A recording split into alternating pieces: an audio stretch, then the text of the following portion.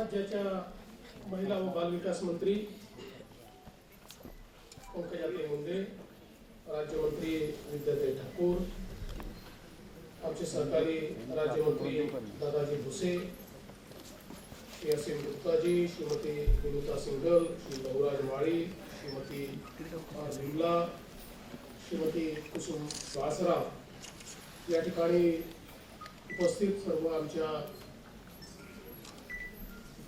आमदार भगिनी, त्याचप्रमाणे सर्व आमदार, लोकप्रतिनिधी, अधिकारी आणि उपस्थित सर्व भगिनी आणि बंधूंनो, सर्वप्रथम मी आपल्या सर्वांना जागतिक महिला दिनाच्या खूप खूप शुभेच्छा देतो आणि जगभरातील मातृशक्तीला या ठिकाणी प्रणाम करतो।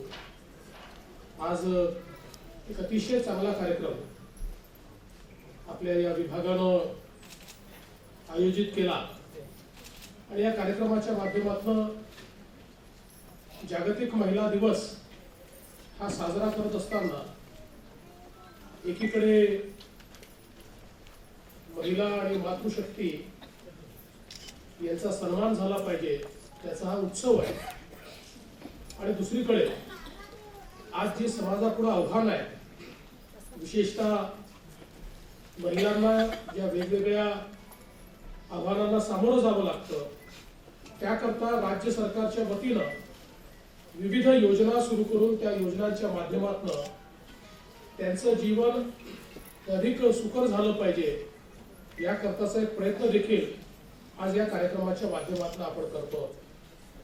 मगाशी पंकजाताईंनी सांगितलेली गोष्ट खरी आहे की आपण आपल्या संपूर्ण इतिहासामध्ये महिलांना अतिशय उच्च अशा प्रकारचं स्थान दिलंय, पण दुर्दैवानं ते स्थान हे कथा कादंबऱ्यापुरतं, प्राचीन पौराणिक कथांपुरतं मर्यादित राहिलं आणि ज्या प्रकारे गेल्या अनेक शतकांमध्ये महिलांची परिस्थिती ही अतिशय वाईट होत गेली आणि त्यातनं समाजापुढे वेगवेगळी आव्हानं ही निश्चितपणे आपल्याला त्या ठिकाणी पाहायला मिळाली।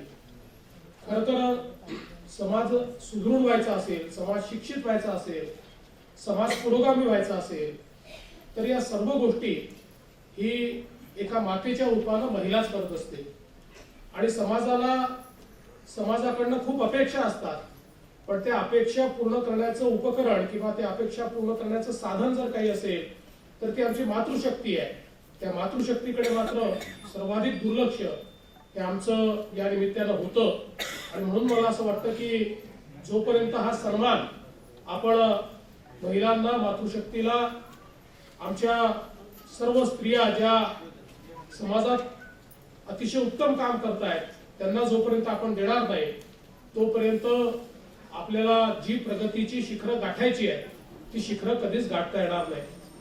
आज जगाच्या आर्थिक व्यवस्थेमध्ये जर आपण बघितलं तर ज्या देशांनी प्रगती केली त्या देशांच्या प्रगतीमध्ये सर्वाधिक वाटा जर कोणाचा असेल तर त्या देशांना ते उमगलं आणि त्यांनी आपल्या जो काही मानव संसाधन आहे या मानव संसाधनाचा 50% भाग असलेल्या स्त्रिया, या स्त्रियांना प्रशिक्षित केलं, त्यांना मानव संसाधनात रूपांतरित केलं आणि त्यांना देशाच्या अर्थव्यवस्थेमध्ये समाविष्ट करून घेतलं आणि ज्या ज्या देशामध्ये महिला देशाच्या अर्थव्यवस्थेचा भाग झाल्या, देशाच्या अर्थव्यवस्थेचा चाक झाल्या, त्या ठिकाणी देश विकसित झाला, त्या ठिकाणी समाज विकसित झाला, त्या ठिकाणी आर्थिक सुबत्ता आली आणि मला असं वाटतं की हेच चक्र भारतामध्ये देखील आपल्याला निश्चितपणे या ठिकाणी तयार करायचं आहे आणि म्हणूनच आपले माननीय पंतप्रधान मोदीजी यांनी सर्वात पहिला कार्यक्रम जर कुठला हातामध्ये घेतला असेल तर देशाचे पंतप्रधान झाल्यानंतर बेटी बचाओ बेटी पढाओ हा कार्यक्रम त्यांनी हातामध्ये घेतला, कारण त्यांच्या देखील हे पूर्णपणे लक्षात आलं की देशाला विकसित करायचं असेल तर देश विकसित होण्याकरता जर 25 वर्षे लागणार असतील तर देशातल्या महिलांना विकासाच्या मुख्यधारेत आणलं तर हा देश 5 वर्षामध्ये विकसित होऊ शकतो। एवढी मोठी क्षमता ही आमच्या संपूर्ण या महिला शक्तीमध्ये आहे आणि म्हणून आज त्या निमित्ताने मोठ्या प्रमाणात विकासाच्या योजनांमध्ये महिलांना केंद्रित ठेवून आज योजना आपण तयार करतो आणि त्यातनं आपला देश देखील मोठ्या प्रमाणात त्या ठिकाणी विकसित होईल हा विश्वास मला आहे. आज देखील आपल्या राज्यामध्ये या दिनाच्या निमित्ताने जे उपक्रम आपण सुरू केले, मग तो EPGSMचा उपक्रम असेल, अत्यंत महत्वाचा उपक्रम आहे. कारण एकीकडे सांगली सारख्या घटना ज्या मानवतेला काळिमा फासणाऱ्या घटना आहेत आणि आज इतके सारे कायदे तयार केल्यानंतर देखील केवळ पैशाकरता अशा प्रकारे जर कोणी स्त्री भ्रूण हत्या करत असेल तर मला असं वाटतं की अशा ज्या काही प्रवृत्ती आहेत या प्रवृत्ती ठेचूनच काढल्या पाहिजेत. आणि मी विश्वासानं सांगतो की राज्य सरकार कुठल्याही परिस्थितीमध्ये अशा प्रवृत्तींना ठेचून काढण्याकरता कुठलंही पाऊल उचलायला मागे पुढे पाहणार नाही. ते निश्चितपणे आपण करू. पण त्यासोबत आज सुदृढ समाज निर्माण करण्याकरता आमची माता जोपर्यंत सुदृढ असणार नाही तोपर्यंत आमची बालकं देखील सुदृढ असणार नाहीत. आणि आपण बघितलं की आज आपण ज्यावेळेस सांगतो की 40% बालकं ही स्टंटेड आहे, तर ती स्टंटेड काय? कारण मातांना पोषण मिळालेलं नाही. आज एकीकडे घरच्या लोकांना असं वाटतं की आपली मुलं चांगली असली पाहिजेत, ती सुदृढ असली पाहिजेत, आणि दुसरीकडे मातांवर मात्र लक्ष दिलं जात नाही, घरच्या स्त्रीवर लक्ष दिलं जात नाही. तिला ज्यावेळेस ती गर्भात असते त्या काळामध्ये तिला जे काही पोषण दिलं पाहिजे, जेवण दिलं पाहिजे, ज्या गोष्टी दिल्या पाहिजेत त्या दिल्या जात नाहीत.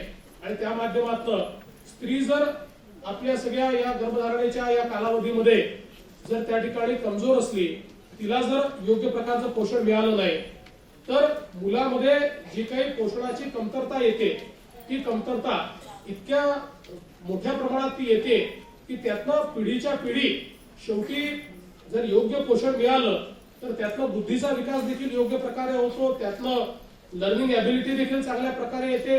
पण तो जर विकास झाला नाही तर लर्निंग ॲबिलिटीवर देखील त्याचा एक मोठा परिणाम हा होत असतो. आणि त्यातनं जे जीवनामध्ये जो विकास करायचा आहे तो बाळाचा विकास एका चांगल्या व्यक्तिमत्वामध्ये तो होऊ शकत नाही.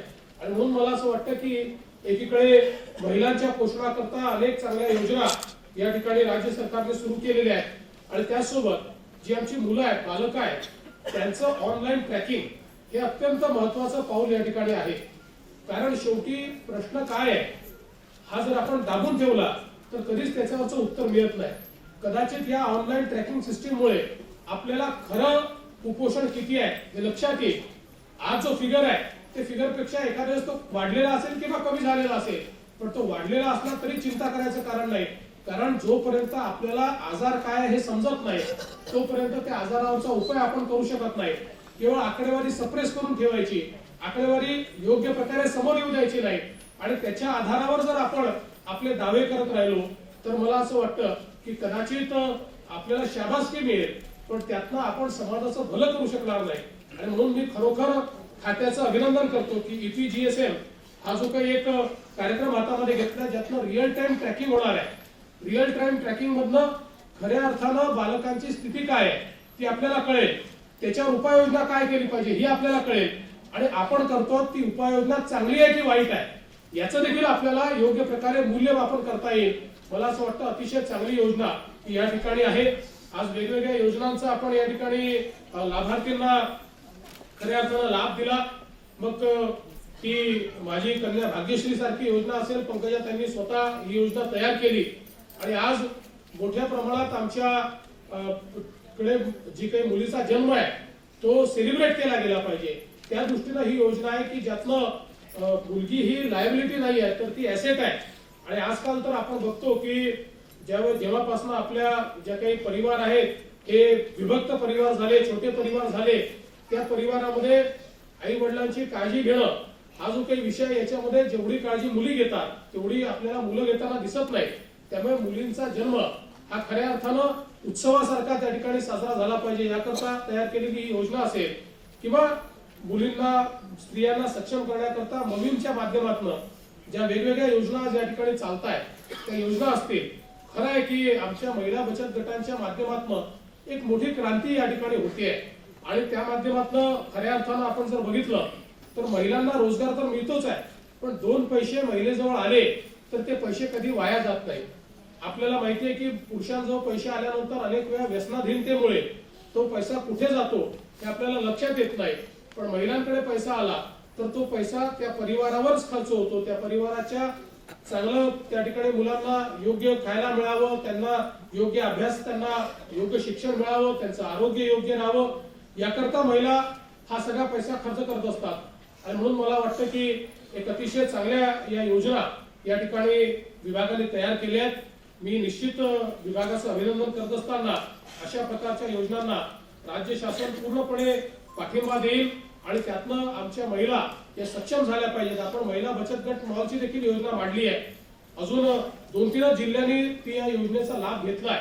पण माझी इच्छा आहे की प्रत्येक जिल्ह्यामध्ये, पहिल्या टप्प्यात जिल्ह्यामध्ये आणि दुसऱ्या टप्प्यात तालुक्यामध्ये, प्रत्येक तालुक्यामध्ये आपले महिला बचत गट मॉल झाले पाहिजे की ज्याच्या माध्यमातून महिलांनी तयार केलेल्या वस्तू, आज आपण महालक्ष्मी सरस सारखा एक कार्यक्रम घेता की ज्यातनं इतक्या मोठ्या प्रमाणात महिलांना, महिला बचत गटांना त्या 8 दिवसात 10 दिवसामध्ये खूप मोठ्या प्रमाणात नफा होतो. पण वर्षभर ही ऍक्टिव्हिटी जर आपण चालवू शकलो या महिला बचत गट मॉलच्या माध्यमातून, तर मला असं वाटतं की त्यातनं खऱ्या अर्थानं महिला सक्षमीकरणाला एक मोठा हातभार आपण लावू शकू. आज या निमित्ताने मी आपलं अभिनंदन करताना पंकजाताईंनी 2 अपेक्षा व्यक्त केल्या आहेत. 2 कार्यक्रम त्यांनी नव्याने हाती घ्यायचं ठरवलं आणि त्यातला विशेषतः वॅक्सिनेशनचा जो कार्यक्रम आहे हा अत्यंत महत्वाचा आहे. मला असं वाटतं की आज किमान सर्व्हिक्सच्या कॅन्सर करता आपल्याला तो थांबवता येईल अशा प्रकारच्या वॅक्सिनेशन आज उपलब्ध आहे आणि ते सर्व महिलांना त्या ठिकाणी प्राप्त व्हावं.